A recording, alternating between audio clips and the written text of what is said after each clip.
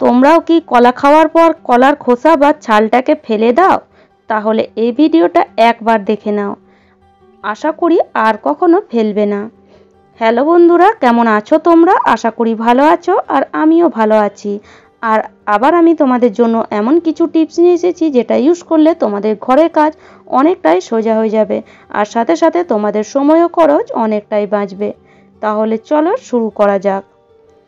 কলা খাওয়ার পর আমরা সাধারণত কি করি, কলার খোসাগুলোকে ফেলে দিই।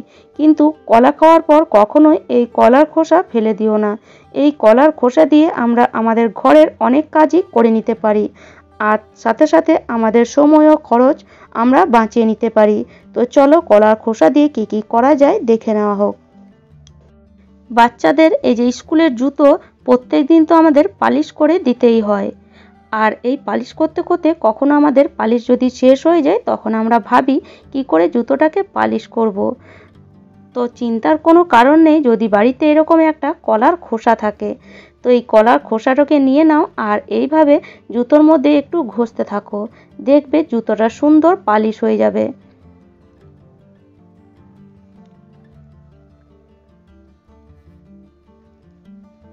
তো দেখো, এইভাবে যদি জুতোটাকে পালিশ করো তাহলে একদিন তো পয়সাও বাঁচবে, আর যদি সময় না থাকে বাজার যাওয়া তাহলে সময়ও বাঁচবে। তো দেখো, পালিশ করার পর তারপরে একটা যে কোনো কাপড় দিয়ে এভাবে একটু মুছে দাও। দেখো, কেউ বলতেই পারবে না যে আজকে জুতোটা পালিশ করা হয়নি। দেখো কত সুন্দর পালিশ হয়ে গেল। তাহলে আশা করি টিপসটা কাজে আসবে। রান্নাঘরে সিঙ্ক আমাদের তো প্রত্যেক দিনই ক্লিন করতে হয়, আর প্রত্যেক দিন ক্লিন করতে করতে অনেক সময় সার্ফ সাবান বা যে জিনিস দিয়ে আমরা ক্লিন করি সেটা হয়তো শেষ হয়ে যায়, আর আনার মতন আমাদের কাছে অনেক সময়ও থাকে না। তো এই সিঙ্ক যদি তোমাদের বাড়িতেও নোংরা হয়ে যায়, আর যদি বাড়িতে কলার খোসা থাকে, তাহলে একবার কলার খোসা দিয়ে সিঙ্কটা পরিষ্কার করে দেখো। ইচ্ছা করেই তোমরা সাবান সার্ফ বাদ দিয়ে কলার খোসা দিয়েই পরিষ্কার করবে। তো কিছুই করতে হবে না, একটা খোসা নিয়ে নাও, আর এইভাবে একটু সিঙ্কের মধ্যে ঘষে দাও। দেখবে যেমন প্রত্যেক দিন তোমরা সাবান সার্ফ দিয়ে পরিষ্কার করো, ঠিক সেই রকমই পরিষ্কার হয়ে যাবে। এতটুকু কোনো অংশে কিন্তু পরিষ্কার থেকে কম হবে না। আমি তোমাদের সামনেই পরিষ্কার করছি, তোমরা ভালো করে দেখতে থাকো, তাহলেই বুঝতে পারবে। তো দেখো খোসাটার কি অবস্থা হলো। এবার এটাকে ফেলে দিলাম, আর এবার খালি এটাকে ধুয়ে দেব। ধুতে ধুতেই তোমরা বুঝতে পারছো সিঙ্কটা কতটা পরিষ্কার হয়ে গেছে। সিঙ্কটা তো প্রথমে দেখলে কতটা নোংরা ছিল, আর এখন দেখো কতটা পরিষ্কার হয়ে গেছে। দেখো একদম চকচক করছে। তো কলার খোসা ফেলে না দিয়ে এইভাবে যদি একটু কাজে লাগাও, তাহলে হয়তো তোমাদের পয়সাও বাঁচবে, তার সাথে সময়ও বাঁচবে। আর সারাদিন ঘরের কাজ করতে করতে আমাদের হাতও দেখবে ওপর থেকে কালো হয়ে যায়, বা অনেক সময় আমাদের হাতে হলদেটে একটা ভাব চলে আসে। কেননা রান্নার জন্য আমরা যখন হলুদ কোনো জিনিসে লাগাই, সেই হলুদ আমাদের হাতে আসে, আর দেখতে সেটা খুবই বাজে লাগে, আমাদের নখগুলো হলুদ হয়ে যায়। তো কলার খোসা যদি বাড়িতে থাকে, সেটাই যদি একটু হাতে ঘষে দাও, দেখবে হাতের চামড়াটার মধ্যে কতটা গ্লেজ চলে আসবে।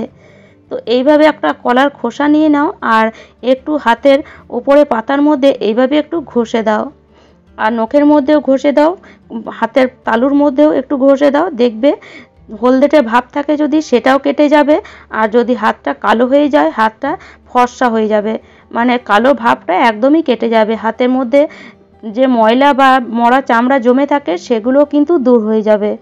তো আমি হাতটা দেখো ধুয়ে নিয়ে এসেছি, এবার দেখতে পারো দেখো কত সুন্দর পরিষ্কার হয়ে গেছে। আশা করি টিপসটা কাজে আসবে। প্রত্যেক দিন আয়নাতে মুখ দেখার জন্য আয়নাটাও আমাদের প্রত্যেক দিনই পরিষ্কার করতে হয়। তো একবার আয়নাটা একটা কলার খোসা দিয়ে পরিষ্কার করে দেখো, তারপরে বুঝতে পারবে যে আয়নাটা আগে কলার খোসা দিয়ে কেন পরিষ্কার করনি। এইভাবে একটা কলার খোসা নিয়ে নাও, আর আয়নার মধ্যে এইভাবে একটু ঘষে দাও। এত পরিষ্কার হয়ে যাবে যে মনে করবে আয়নাটা এখনই যেন কিনে আনা হলো। শুধু কিছুই করতে হবে না, এইভাবে একটু ঘষে দিলেই দেখবে একদম আয়নাটা চকচক হয়ে যাবে। আয়না তো তোমরা অনেক কিছু দিয়েই পরিষ্কার করেছো, একবার এইভাবে কলার খোসা দিয়ে পরিষ্কার করে দেখো। তারপরে একটা যে কোনো কাপড় নিয়ে নাও, আর এইভাবে একটু মুছে দাও। এইভাবে মুছে দিলে তোমরা বুঝতে পারবে আয়নাটা কতটা পরিষ্কার হলো। তো বাড়িতে যদি কলা আনে তাহলে কলার খোসাটা ফেলে না দিয়ে এইভাবে ঘরের যদি টুকটাক কাজ করে নাও তাহলে কিছুটা হলেও আমাদের সময় আর খরচ বাঁচবেই। দেখতেই পাচ্ছ আয়নাটা কতটা পরিষ্কার হয়েছে। আশা করি টিপসটা কাজে আসবে।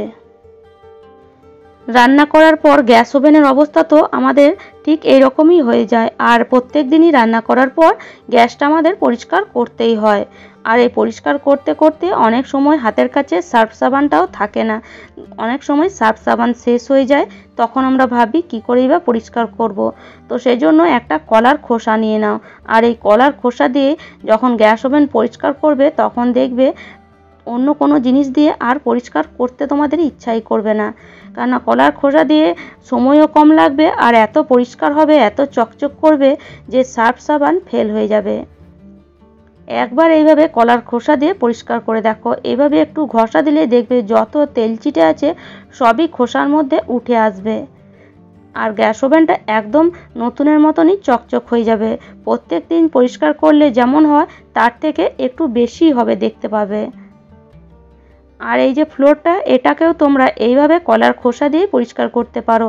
যত তেল চিটে ভাব আছে সবই খোসার মধ্যে চলে আসবে, কোনো সার্ফ সাবান স্কচ ব্রাইট কিছুই লাগবে না গ্যাস ওভেন বা এই গ্যাস ওভেনের ফ্লোর পরিষ্কার করার জন্য।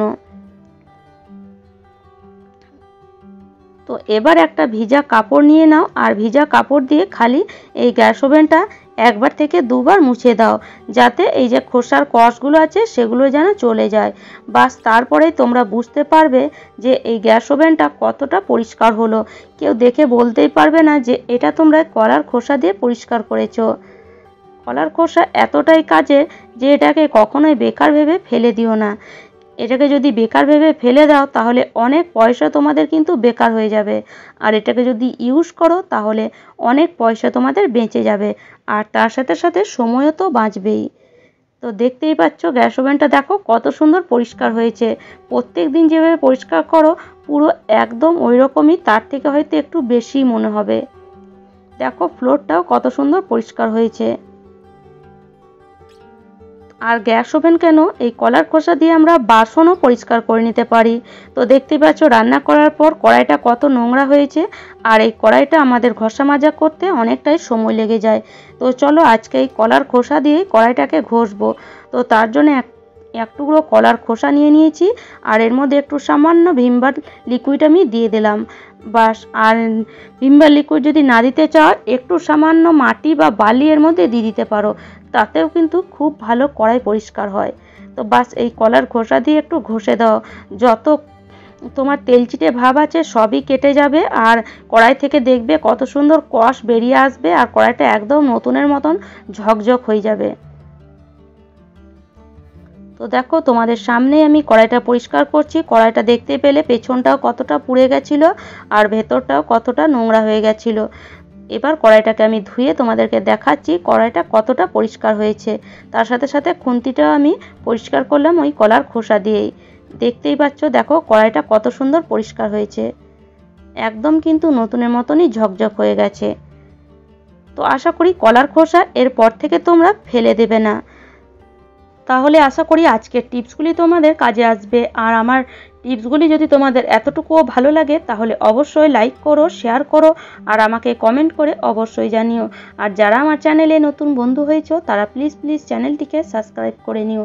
তাহলে চলো আজ এই পর্যন্তই। ভালো থেকো, সুস্থ থেকো, ধন্যবাদ।